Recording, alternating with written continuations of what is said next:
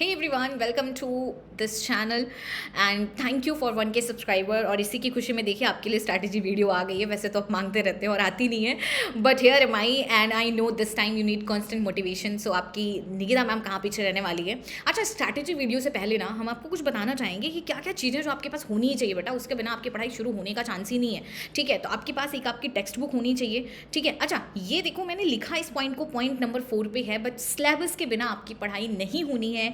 और अगर जिसके पास सिलेबस पीडीएफ या फ़ोन में है ना, समझ लो आपके पास सिलेबस नहीं है। ठीक है, सिलेबस का प्रिंट आउट लीजिए, 10-5 रुपये खर्चा कीजिए, एक दिन आइसक्रीम मत खाइए। ठीक है, उसके बाद आपके पास अपनी टेक्स्ट बुक होनी चाहिए। एनसीईआरटी अगर आप सीबीएसई बोर्ड से हैं, अगर आप किसी स्टेट बोर्ड से तो आप अपनी बुक रख सकते हैं। ठीक है, नोट्स आपके पास अभी तक होनी चाहिए। अगर नहीं है तो अब नोट्स बनाने की कोशिश मत कीजिए। एक तरीका है नोट्स बनाने का जिसके बारे में डिस्कशन करेंगे कि जो बच्चे अगर नोट्स नहीं बनाए हैं वो अब कैसे नोट्स बना सकते हैं। और बाकी किसी न किसी से रेफरेंस या फिर अब आप टीचर से अपनी हेल्प लीजिए। ठीक है, प्रीवियस ईयर क्वेश्चन आपके पास होना चाहिए। फिर from CBSE then I recommend you Arihant का previous year question which is latest, जहाँ पे आपकी केस बेस्ड और आपके असर्सिव रीजन और आपका सब्जेक्टिव ऑब्जेक्टिव सब दिया गया है। Now coming to the most important portion, that is ma'am time management नहीं हो रहा है। सारी स्ट्रैटेजी तो यहीं पे फेल हो जाती है क्योंकि मैम हमारे पास टाइम नहीं है। ये तुम लोग के बहुत ज़्यादा बहाने रहते हैं। तो भैया टाइम तो सबके पास है, ये चीज़ जान लो। टाइम ना निकालने से निकलता है। ठीक है, 24 घंटे का टाइम कम नहीं होता है। अगर आप 6 घंटे सो, ठीक है। अच्छा हाँ, एक बहुत इंपॉर्टेंट बात, do not compromise on sleep. अगर जिसको लग रहा है कि हम 4 घंटे सोएंगे और फिर हम टॉप कर जाएंगे, बेटा तुम पूरा दिन मत सो, 1 महीने लगातार जग जाओ ना तो भी टॉप नहीं करोगे। ठीक है, और 100% तब तो नहीं करोगे, उस तरह शायद कर ही जाओ। क्योंकि आपको क्या होगा, आपकी बॉडी की फंक्शनिंग स्लो हो जाएगी। एक हफ्ते बाद आपकी तबियत खराब हो जाएगी, नहीं भी होगी तो आपकी एफिशिएंसी स्लो हो जाएगी, आपको पता भी नहीं चलेगा। तो 6 घंटे आपकी मिनिमम स्लीप होनी चाहिए। बाकी देखिए मैंने 4 घंटे निकाल दिया आपकी अदर एक्टिविटी कि हाँ आपका लंच है, डिनर है, इवनिंग है ना, मॉर्निंग है, या फिर आपको जो भी चीज़ें हैं वो सारी चीज़ें आप यहाँ पे कर लीजिए। और कोशिश कीजिए कि फालतू काम थोड़े कम करो। ठीक है, 2 घंटे मैंने आपको टाइम वेस्ट इसलिए डाल दिया क्योंकि कभी कभी क्या होता है कि हम ना चाहते हो, वैसे तो मुझे पता है अभी इस वक्त आप लोग काफ़ी आइडियल हो चुके हो, फालतू की टाइम नहीं वेस्ट कर रहे हो, लेकिन कभी कभी हमारे पास कुछ चीज़ें आ जाती हैं, हमें करना है। कभी फैमिली हो गया, कभी गेस्ट आ गया, गेस्ट आ गए, कभी कुछ ना कुछ हमारा लगा रहता है। तो ये 2 घंटे मैंने मैक्सिमम दिया है, जो कि होता नहीं है। ठीक है, अगर तुम्हारी आदत है, ये 2 घंटे मैंने टाइम वेस्ट का हर दिन क्यों इंक्लूड कर दिया है, क्योंकि मेरा मानना है कि आप किसी भी एक्टिविटी जो आप अभी तक करते आ रहे हो ना, कोई नई आदत डालने की कोशिश मत करो। ठीक है, क्योंकि हमारी एनर्जी सारी की सारी उस आदत पे चली जाएगी। जैसे हम इस वक्त बिल्कुल रिकमेंड नहीं करेंगे कि आप सारे व्हाट्सएप हटा दो, फेसबुक हटा दो या फिर इंस्टा हटा दो। जो आपके पास है एज इट इज़ रहने दो। ठीक है, क्योंकि अगर आप उन सारे ऐप्स को हटाओगे तो आपको और ज़्यादा बॉदर करेंगे और आपका दिमाग 24 घंटे उसी में लगा रहेगा। ठीक है, उस टाइम को रिड्यूस करो। अब हमें इस बात पे फोकस करने की ज़रूरत नहीं है। ठीक है, अगर आप ढंग से पढ़ रहे इन चीज़ों के लिए आपके पास टाइम ही नहीं मिलेगा तो रहने दो।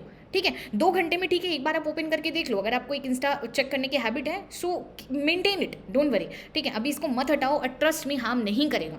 ठीक है, अगर आप किसी भी चीज़ को लिमिट में कर रहे हो तो ठीक है, नहीं तो सिर्फ बुक खोल के बैठोगे, दिमाग रहेगा कि अरे आज सीमा ने क्या पोस्ट डाला होगा, आज तो उसकी सेल्फी मैंने नहीं देखी है, फिर तुम पढ़ाई नहीं करोगे, सेल्फी मैंने ले ली आज करके डांस करोगे।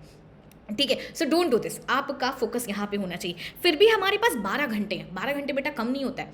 12 घंटे में अगर आप 6 घंटे अपने टीचर के साथ रिवीजन कर रहे हैं और अगर 6 घंटे आप प्रैक्टिस टाइम दे रहे हैं, this is much more than enough. कोई बच्चा 25 दिन अगर इतना 12 घंटे पढ़ लेना, वो बच्चा नॉट टॉप करेगा तो मुझे बताना आपके मार्क्स नहीं कटने वाले हैं। This is not for passing.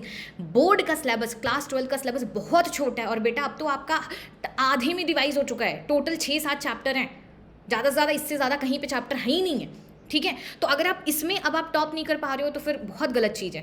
आपके पास टर्म 1 की वेटेज कितना होगा कोई आइडिया नहीं है। टर्म 2 आपका बहुत ज़्यादा वेटेज हो सकता है। सो इस पर बहुत अच्छे से फोकस कीजिए और एकदम जी जान लगा दीजिए। जाइए आज के आज सिलेबस का प्रिंट आउट लीजिए और उसको सबसे पहला काम आपको ये करना है, उसको डिवाइड कर लीजिए 3 जोन में, रेड, येलो, ग्रीन में। ठीक है, अब ये जोन में कैसे डिवाइड करना है, जोन में डिवाइड करने का मतलब ये नहीं कि हाईलाइट कर दीजिए, हाईलाइट मत कीजिएगा। ठीक है, छोटी पेन लीजिए, कलर्ड पेन लीजिए, कलर्ड पेन से जो आपको डिफिकल्ट टॉपिक लगते हैं, जो आपको लगता है यार इसको बहुत ज़्यादा मेहनत करनी पड़ेगी, इसको समझना है टीचर से, ये मेरे से नहीं हो रहा है। ठीक है, लेट्स से कि बायोटेक में आपको रिकॉम्बिनेंट डीएनए वाला नहीं आ रहा है या फिर सिलेक्शन प्रोसेस नहीं आ रही है, तो उसको टिक कर दीजिए। रेड पेन से छोटू सा टिक कर दीजिए, बहुत बड़ा नहीं। ठीक है, जो आपको लग रहा है कि हाँ एक बार हम यहाँ से लेक्चर देख लेंगे, यहाँ से नोट्स पढ़ लेंगे, हमारा हो जाएगा, ज़्यादा से ज़्यादा मुझे कम वक्त देना है, मॉडरेट वाले को येलो से टिक कर दीजिए। ग्रीन वाला जो आपको है कि सिर्फ एक बार मुझे उठा के पलट के देखना है और हमें शुरू करना है। ठीक है, अब आता है सवाल कि जो है मैम हम शुरू कहाँ से करें। ये एक बहुत इंटरेस्टिंग क्वेश्चन है, from where to start. So usually क्या करते हो तुम लोग, डिफिकल्ट से शुरू करते हो, आपको ईजी पे आते हो, but this is wrong way. This is wrong way, ये गलत तरीका है। गलत तरीका है, क्योंकि इससे क्या होता है आपका कॉन्फिडेंस बाबू, आप पूरा महीने आप वेस्ट कर देते हो डिफिकल्ट पोर्शन सॉल्व करने में, और आपका क्या होता है कि इजी वाले पोर्शन तक आप पहुंचते ही नहीं हो। फिर एग्जाम में आप इन पोर्शन से क्वेश्चन गलत करके आते हो और आपको बहुत पछतावा होता है, काश एक बार हम इसको पलट करके देख के गए होते। ठीक है, सो यहाँ से स्टार्ट करो। आप स्टार्ट करोगे इजी पोर्शन से, फिर मॉडरेट पे जाओगे, फिर डिफिकल्ट पे जाओगे। इसका रीज़न ये है कि आप जितना इजी पोर्शन कंप्लीट करते जाओगे उतना आपका कॉन्फिडेंस बूस्टअप होता जाएगा कि हाँ मेरा इतना पोर्शन हो चुका है, और आपका पढ़ने में और मन लगेगा। ठीक है, फिर मॉडरेट पे जाइए, फिर आप जो है डिफिकल्ट पोर्शन पे जाइए। ये आपका पैटर्न है। ठीक है, अब देखो, अब आपको सिलेबस कैसे कंप्लीट करना है। आपका सिलेबस, अच्छा लास्ट के 10 डेज में ना सिलेबस कंप्लीशन का मत डालो। सिलेबस कंप्लीशन सिर्फ अभी 20 डेज के अंदर अंदर करो।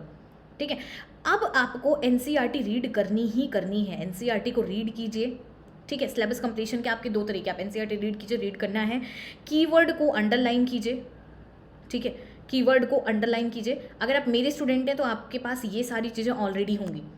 हम हाईलाइट करा चुके हैं, फ्लैश कार्ड बनवा चुके हैं आपको, है ना। स्टिकी नोट्स आपकी एनसीईआरटी बनी है, सिर्फ आपको पलट के देखना, आपके लिए बहुत आसान है। ठीक है, और उसके बाद अगर नहीं है और किसी भी लेक्चर का आप हो सके आप वाईटी पे देखिए, है ना। यूट्यूब पे आपके पास वीडियो हैं, अपने टीचर की हेल्प लीजिए, लाइव क्लासेस लीजिए, जैसे भी लीजिए, अपने सिलेबस को यहाँ पे कंप्लीट कीजिए। ठीक है, नोट्स, अब आपके पास नोट्स में सबसे बड़ा टारगेट आपके पास होना चाहिए बेटा, नोट्स को रिड्यूस करो। हर एक रिवीजन के साथ आपकी नोट्स रिड्यूस होनी चाहिए। ठीक है, एक बार आपके पास जो रिवीजन हो रहा है, अगर आपके पास एक लेंथी नोट्स बन रहे हो, उसमें से आप जो चीज़ें आप बार बार भूल रहे हो उनको किसी पेज पे उठा के लिख लीजिए। अब सिर्फ जो चीज़ें आप भूल रहे हो उनको रखो। ठीक है, जैसे कि अगर आप बायो पढ़ रहे हो, बायो में ऑर्गेनिज्म पॉपुलेशन पढ़ रहे हो, आप लॉजिस्टिक ग्रोथ का और एक्सपोनेंशियल ग्रोथ का आप बार बार फॉर्मूला भूल रहे हो। ठीक है, उन चीज़ों को ऐसे फ्लैश कार्ड पे डाल लो। ठीक है, नोट्स को रिड्यूस करने की कोशिश करो। ठीक है, जो चीज़ें आप बार बार भूल रहे हो उनको फ्लैश कार्ड के फॉर्म में कन्वर्ट कर लो, फ्लैश कार्ड के फॉर्म में कन्वर्ट कर लो। लेकिन ये हर चीज़ के साथ करो। जैसे फिजिक्स में आप फॉर्मूला बार बार भूल रहे हो, ठीक है, फ्लैश कार्ड के फॉर्म में कन्वर्ट कर लो। अब फ्लैश कार्ड का फ़ायदा क्या होता है कि शाम में आप अपनी इवनिंग स्नैक्स आपका चल रहा है, या फिर आप सोने के बाद गए तो आप उसको पलट के देख सकते हो। ठीक है, फ्लैश कार्ड्स को डेली पढ़िए, डेली पढ़िए। लेकिन ऐसा नहीं कि पूरी, अब एक दिन ऐसा बिल्कुल मत करो कि हम एक दिन बैठ जाएंगे पूरा फ्लैश कार्ड एक साथ बना लेंगे, सबसे बड़ी गलती है, नहीं बन पाएगा, इट्स नेक्स्ट टू इम्पॉसिबल। तो हर दिन जो टॉपिक पढ़ते जाओ। ठीक है, जैसे आज हमने बायोटेक पढ़ा। ठीक है, बायोटेक में अब हमने सिलेक्शन और रिकॉम्बिनेशन पढ़ा। ठीक है, तो वहाँ पे क्या करो, फ्लैश कार्ड में डाल दो कि हाँ जो आपकी रिकॉम्बिनेंट वाली होगी वो हमारी वाइट कॉलोनी बनाएगी, जो हमारी नॉन रिकॉम्बिनेंट होगी ब्लू कॉलोनी बनाएगी। अगर आप ये बार बार कंफ्यूज हो रहे हो तो जो टॉपिक करते जाओ उसी टॉपिक को डेली, जो चीज़ें आपको लग रहा है कि यार इसको हम भूलेंगे, इसे मुझे रिवीजन की ज़रूरत है, उसको उठा के फ्लैश कार्ड में कर लो। ठीक है, सिर्फ पॉइंटर्स वाले। अगर आपको मेन कोई बड़ा पैराग्राफ दिख रहा है कि हाँ हम ये बार बार भूलेंगे, उसे शॉर्ट नोट के फॉर्म में कन्वर्ट कर लो, तो आपका नोट्स रिड्यूस होती रहनी चाहिए। ठीक है, दूसरी चीज़, सबसे बड़ी गलती है क्वेश्चन प्रैक्टिस ना करना। ठीक है, कितना भी आपका सिलेबस आता है, अगर आप क्वेश्चन प्रैक्टिस नहीं कर रहे हैं तो आप बहुत बड़ी गलती कर रहे हैं। क्वेश्चन प्रैक्टिस करने से हमारा फ़ायदा क्या होता है, हमें पता होता है कि हमारे पास क्या क्या क्वेश्चन आएंगे, और कहीं ना कहीं अब आपका सिलेबस क्वेश्चन प्रैक्टिस वाइज ही होना चाहिए। अगर किसी बच्चे के मन में ये ख्याल है कि हम पहले पूरा सिलेबस कंप्लीट करेंगे फिर क्वेश्चन प्रैक्टिस करेंगे, सबसे बड़ी गलती, ये बात हम 1000 बार बोल चुके हैं। ठीक है, तो इसमें आपको क्या करना है, इसमें आपको dear question wise, chapter wise आप कोई भी उठा लीजिए, अरिहंत उठा लीजिए, कोई बुक उठा लीजिए, क्वेश्चन पढ़िए। अगर आप पहली बार में क्वेश्चन आंसर फॉर्मेट नहीं कर पा रहे, कोई दिक्कत की बात नहीं है, एक बार आप अपनी PYQ से आंसर पढ़ लीजिए। ठीक है, पढ़ लीजिए, हाथ रख के उसको रिवाइज कर लीजिए। उसके बाद मान लो सुबह हमने चैप्टर 1 का क्वेश्चन पढ़ लिया, रिवाइज कर लिया, शाम में उस क्वेश्चन का टेस्ट दे दो और चेक कर लो। तो डेली एटलीस्ट एक चैप्टर नहीं तो डेली अब तुम्हें 20-20 क्वेश्चन तो करना ही है फ्रॉम एवरी सब्जेक्ट, ये आदत डाल लो। ठीक है, एंड आफ्टर पॉइंट आपको मिलने लगेगा कि हाँ वही आपका रिपीट हो रहा है। ठीक है, तो ये सारी चीज़ें जो आपको करना है। अब आप इसको कर कैसे सकते हो, एक हम आपको छोटा सा टाइम बता रहे हैं। ठीक है, एक नॉर्मल टर्म में आपको बता रहे हैं कि आपका जो 12 घंटे हैं इसमें से आप क्या करो, सिर्फ 6 घंटे वैसे आपकी क्लासेस नहीं चलती, उससे कम ही चलती हैं क्योंकि आपकी अब अल्टरनेट करके क्लासेस चलती हैं। ठीक है, 6 घंटे आप किसी टीचर का लेक्चर के साथ पढ़ो, बाकी 6 घंटे ना लैपटॉप मोबाइल हटा दो सामने से। ठीक है, उसमें सिर्फ PYQ की बुक उठा लो, रीड करो, क्वेश्चन प्रैक्टिस करो, चेक करो, खुद का आंसर दो। उसके बाद ये हम आपको 10 दिन का बात बता रहे हैं, लास्ट के जो 10 डेज होंगे, खैर उसकी स्ट्रैटेजी वीडियो हम अलग से लाएंगे। उस दिन आपको सिर्फ हर एक सब्जेक्ट का सिर्फ आपको PYQ से सॉल्व कर करके टेस्ट देना है। खैर अभी के लिए तुम डेली 20-20, 30-30 क्वेश्चन तुम सॉल्व कर सकते हो। That is what you can do for now, and this is all I would like to say for this video.